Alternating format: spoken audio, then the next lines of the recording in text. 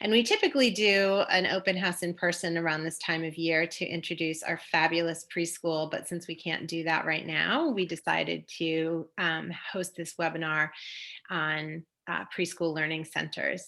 Jessica Katchen and Annetta Sikowski are our two fabulous preschool teachers who have been teaching, what, you guys, like 8 or 9 years together or something like that? Yes, this is our 9th year together. Amazing. They run a beautiful and joy-filled, well-oiled machine down there in the hallway, down the hallway. So they're going to talk to you about why self-directed learning matters in their preschool program. And for those of you who would like to see it in person, please reach out. I'd love to give you a tour. We are doing tours with masks right now, so we can do that. And then if you guys have any questions throughout this presentation, just type them in the chat and we'll read them at the end. If for some reason we run out of time, either the teachers or I will reach out to you directly. All right, so Jessica and Annette, I'll hand it over to you. Thanks, Lisa. So I'm going to start with why we have learning centers in our preschool classroom.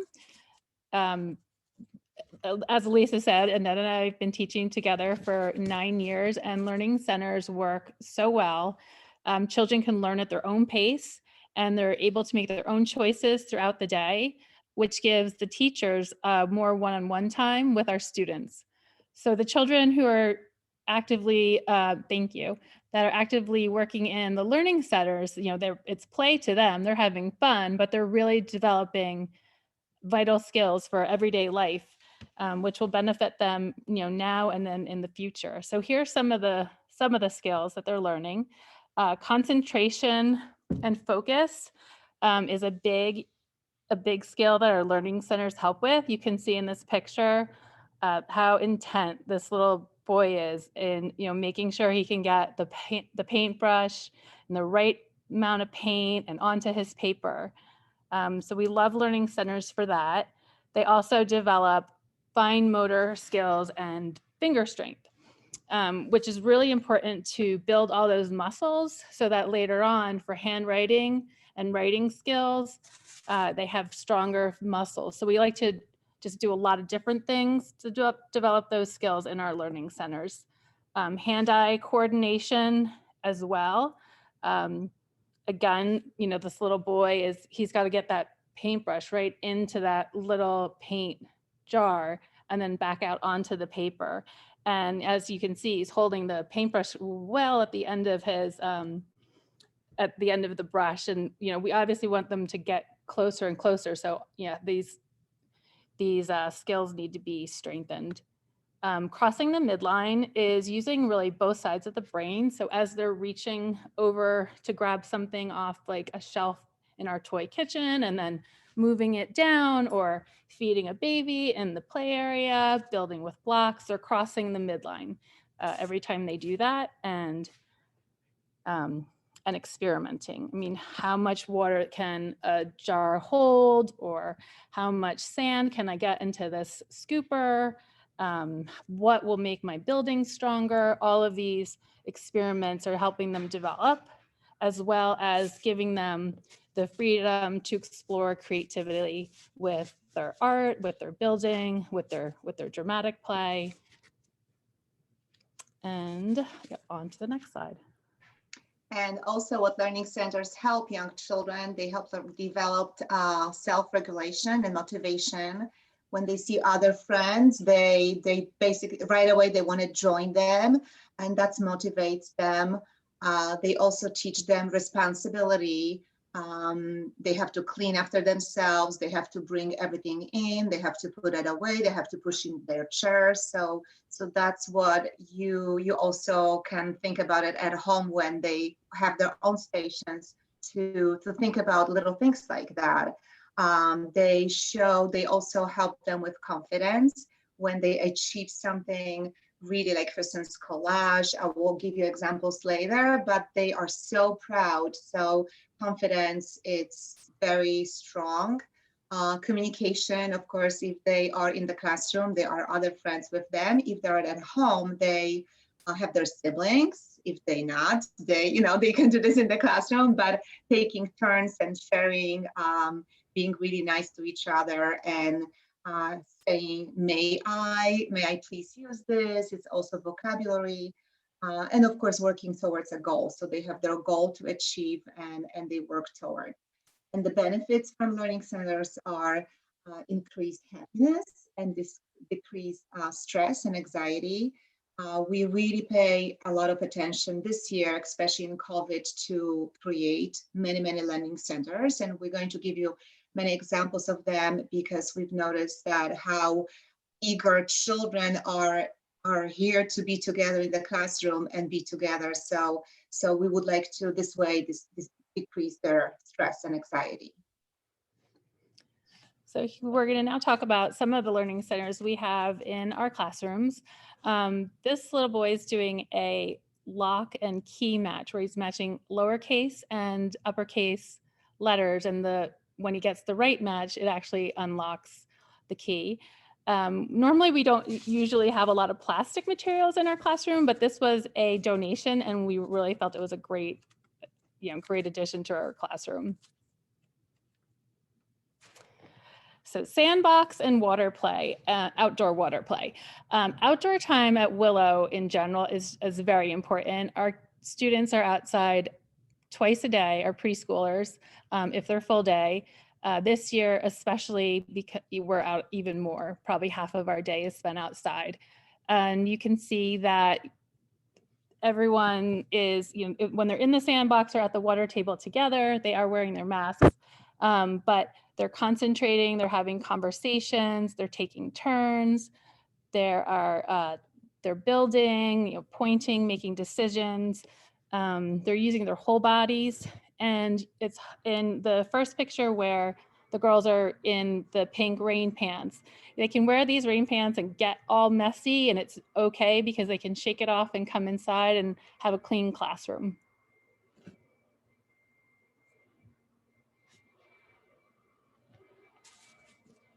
All right, so sensory tables. We are so happy this year. We purchased 2 additional sensory tables this year in COVID, or 3. Did we purchase?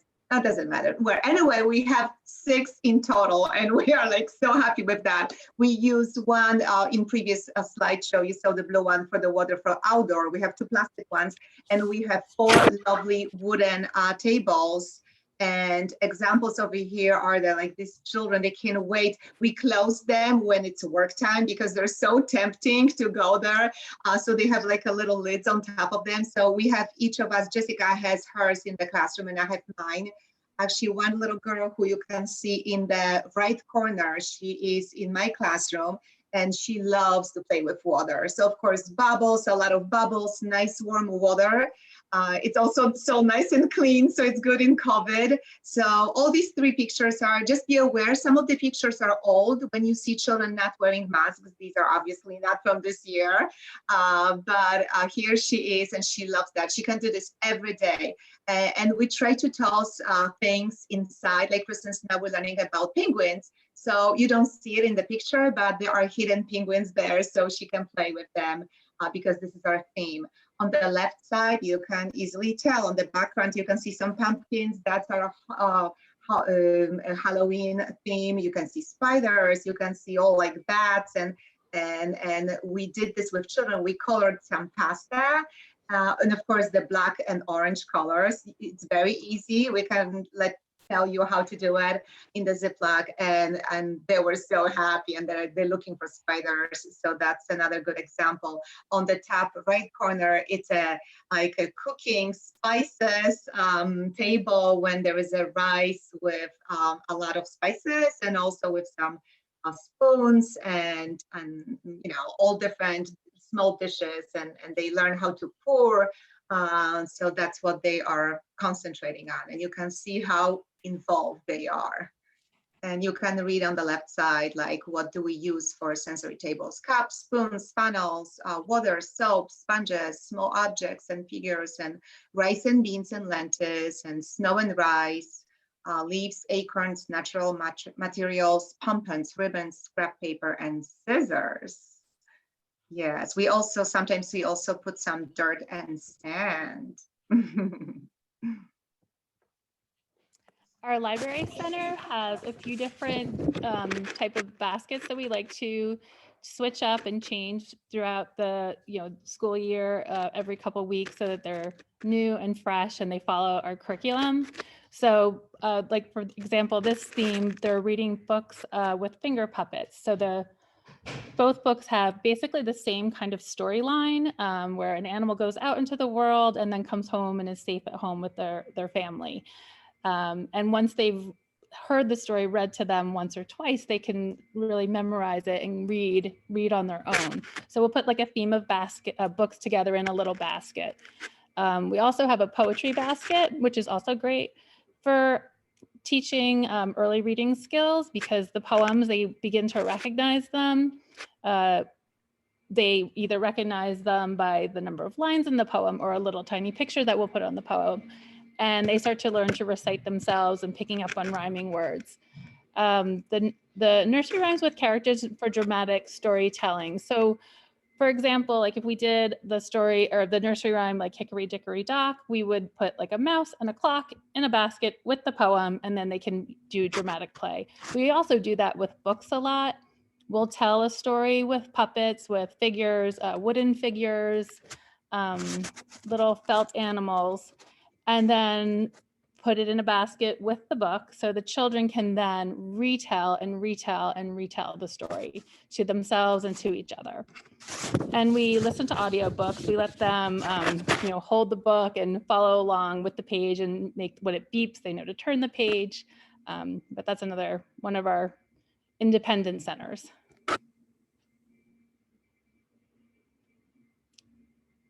All right, that's another example. So that's the art shelf. When you see children working on trees, this is example of when we love to illustrate stories. So we like to read to them a story, and then after that, what follows, it's illustration. So this is 10 apples on the top, and children are crumbling 10 apples, and it's also counting activity. So that's what they are concentrating on. On the bottom one, you can just see a simple painting. I believe they're painting pumpkins. And on the left corner, you'll see a girl who is so happy. This is one of really great activities which you can do at home. As soon as when we get some snow, she is painting snow. So much fun. But really one of my favorite activities in our classroom, it's a collage basket. When you can do this at home, and for collage, you just need paper, scissors, crayons, glue, and collage materials, which might be like old cards you received from your friends, old magazines, ribbons, scraps of fabric, buttons, any tissue, any wrap paper.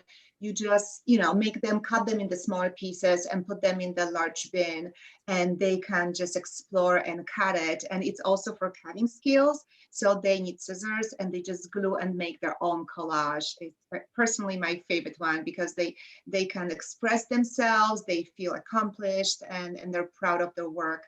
Not really just followed by teacher, which we also do basically every other or every third day. We have our own projects which they follow through. That also following directions. So that's something different, which is example of the tree, that they really have to follow directions. They have to put 10 apples on the tree. But collage is something different, and I'm really encouraging you to do it at home because it's so much fun. Okay, dramatic play and block building. So we have lots of different sets in the preschool classroom. We both like to rotate our materials. We have a dollhouse. We have a bear's house. We have houses that children can climb into, a hoop house, a tree house, train sets, marble mazes. We have a ship when we do our study of the ocean that we bring down, a barn when we study farm life, connecting sets. All of these are materials that encourage the children to freely create and explore. So whether it's a marble maze and they have to figure out how to balance it so the marble works just right, or a connecting set where they need to, build it so it stays together, or a train track, pieces. They're using their brains, they're crossing their midlines, and they're having fun when they do it. Baking and cooking. We do bake and cook at Willow Preschool, and we love to do this with children. They are pretty good at this point because we make bread every other week. We also make soups with them. We call that soup from the story. But what I want to talk about is so much easy to make a dough for bread, and we make rolls. And you can see on the right side, two boys are so happy. The rolls came up. They actually came so big that they were like sticking to each other, but that's our rolls. So what we do, we just give them, we make a dough with them, but then we slice it and we put them around at our round table, and we just let them just knead it as long. And I keep telling, the longer you do it, the better bread is going to become. So just keep going. And they just have fun, like stretching it and eating it. And so, yes, and then we put it in the oven. So that's our at least every other week activity. And also sometimes we make cookies with them, and you see a little boy like using a rolling pin, and I believe this is cookie for which is coming on the next month for Valentine's Day. And we also make birthday cakes, not only for birthdays, sometimes for different occasions, but you can see they're making one kind of they are supposed to crack an egg, and they're all work together. So we're all taking turns. It's also good introduction for measurement, for math. And please feel free at home. Don't worry, you can just get a butter knife, because I see a lot of new students when they come, when I give them knife, like, knife? I'm supposed to cut something? Like, carrots or apples, they're like so scared. Yes, you'll be fine. So they can do this, they can help you at home. Even the little guys, they can manage that. We cut carrots and apples, sometimes cucumbers and other soft fruits.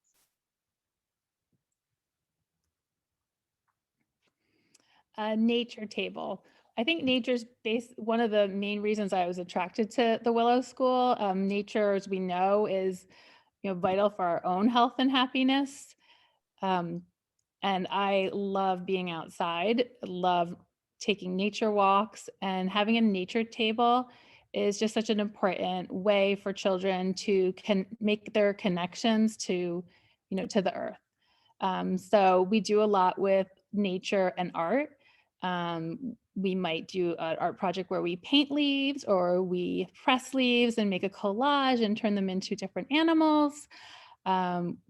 You can see that in the bottom picture, the little boy's holding a flower arrangement. That's another part of our curriculum, and another center we may set up at a sensory bin or at the nature table. At the end of the year for our service learning project, we bring flowers and thank all the people in our school that helped in our community, that helped us. So we'll thank the nurses and our wellness teacher and Miss Lisa and Carrie for all their help throughout the year. We do also a lot of planting and growing, and we plant for Harvest Soup. We plant bulbs for our service learning project, and they learn, responsibility because they take care of the seedlings or the bulbs, and the sticks and pine cones painting. That's another, wonderful activity when we bring our fall treasure collections in and let the kids really explore with them. Music basket. When I thought about learning centers, I told Jessica we cannot forget music. I teach music at Willow. I have a certification from Music Together. It's a really wonderful program if you heard about it. I don't follow the program fully, because I always want to do something in additional what we are studying. So there's like basically half and half. But what I would like to encourage you and talk about, it's the music basket, when you can have with all different instruments, and you can sit it in the middle, and please play music for your child and let them discover their own rhythm, and let them explore as many as percussion instruments as they can. And also what I like to do in our class, I like to play all different kind of music for them. I do play jazz for them, and then I tell them this is jazz. I play a lot of classical. One of my favorite pieces are Carnival of Animals, when we, then the children pretend different animals.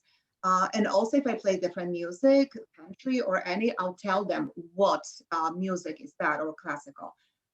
So we do a lot of dancing and singing, and of course in COVID, not as much singing, but we do a lot of movement. On the right side, it's actually a very actual picture, and in the middle too, it's from this year. The girl she's using the rhythm sticks, which I have a lot of activities with that. But what you can do at home, if you don't have them, you can just use wooden spoons and pads and just let them have fun in the kitchen.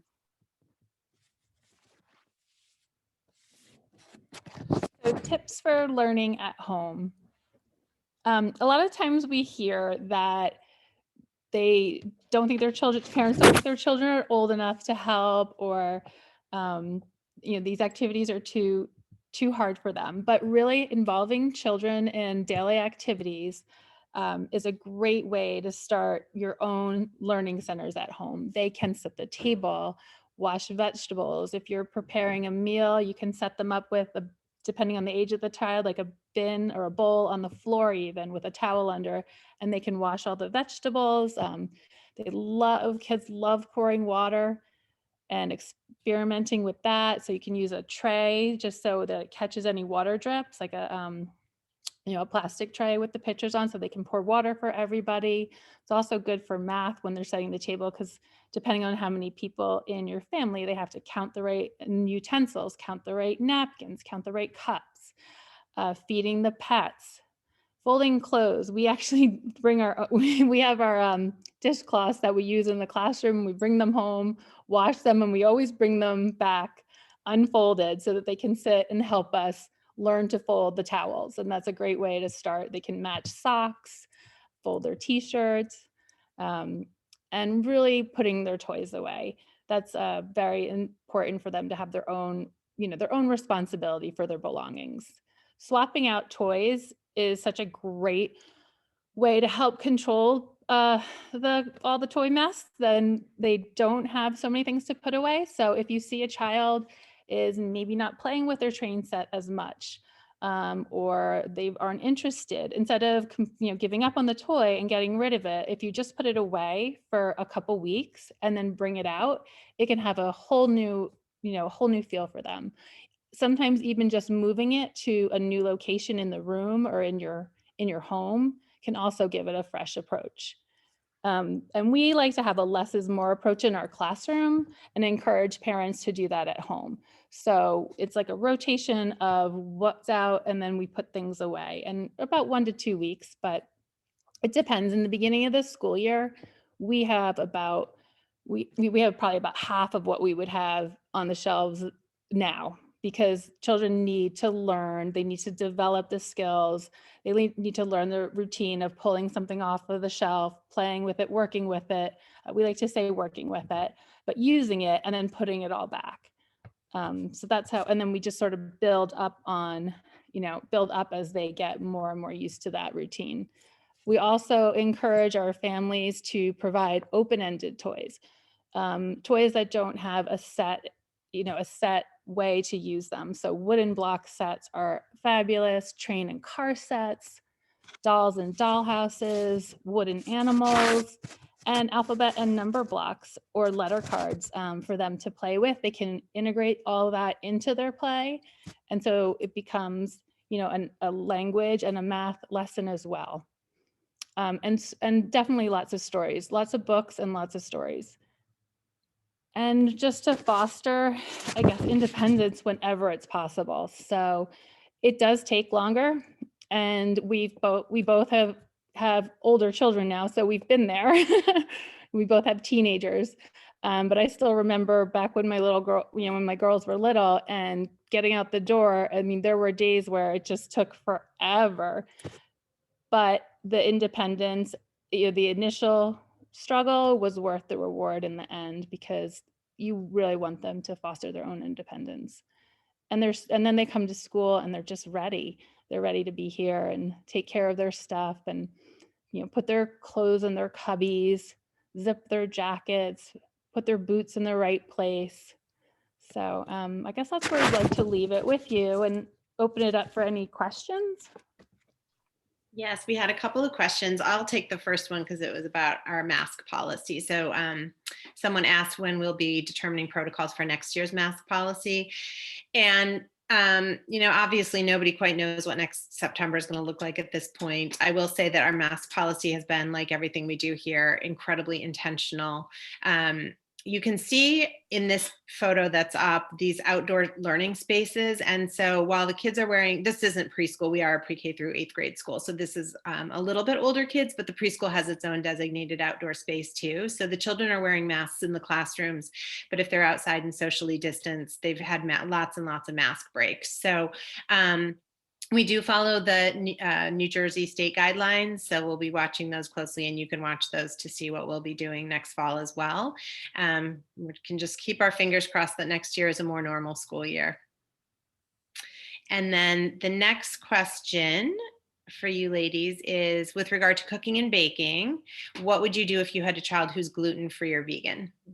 We have multiple children with different food allergies, and it depends on the family. But I now have a vegan recipe for vanilla cake, which is what we do when we bake for the birthdays. Some parents choose, if they are more worried about a food allergy, they may choose to send in their child's own food, and then we can keep it here in a freezer or the refrigerator and use it when we do a baking activity with them. So they still can make bread with them. Remember when I was showing you how they knead and they press, as long as, of course, they don't have like allergies to their skin. So mostly they don't. So they still making it. They're still involved in the whole process, but they don't eat the same thing. So we usually have something in the freezer, which we baked in a different or, separate oven. And so this is how they can still participate. What is your approach to discipline? Positive discipline. Yes, we do a lot of praise. We praise children. We just, Jessica feels the same way. I'm sure we just accept them. And we realize as long as children feel accepted and loved and being taken care of, we have no discipline problems at all. This school year, I don't even remember sending child to, away, like to the table. Sometimes we do that, but that's really, really rare. So we do ask child once, twice. If this doesn't work for the third time, sometimes, yes, we do send them away from the children. We explain why, and we'll give them a few minutes. We never call this time out. Oh, please, that's not us. We just tell them, I have to remove you from your friends because you are not being a good listener. You are going to stay here for a couple of minutes. Another tactic we also really like to use is to let them go take a walk with one of the assistants. So if someone's not listening, they could, maybe walk down the hall and back and come back and just get that energy out. That's all they needed, or take a little bit of walk outside. So that's another example of what we might say. And as Annetta said, we don't use timeout. I usually call it sit and watch. All right. What do you use for cleaning products? This year we were super lucky because one of our families donated a bunch of green, non-toxic, of course, cleaning products, and we're using them a whole lot during COVID. But we have LEED certified buildings, and we're, all of our, you guys, I don't know if you have specific stuff that you use in your classrooms. It's really you know, just what the you're- school provides Yeah. for us, so we know it's safe Yeah. and effective. And then how about your art supplies? Are they non-toxic? Oh yes, yeah, everything's non-toxic and child safe. We do have small objects in our classroom, so occasionally we'll have a younger child apply and be ready for preschool, but we always tell parents that there are small objects in the classroom, so we like to know that they're not going to be putting things in their mouths. Obviously, it's not for it's for cleanliness too, but a choking hazard. And that's all I have received. So thank you so much, ladies. If anyone has any follow-up questions, feel free to email us and we would be happy to reach out.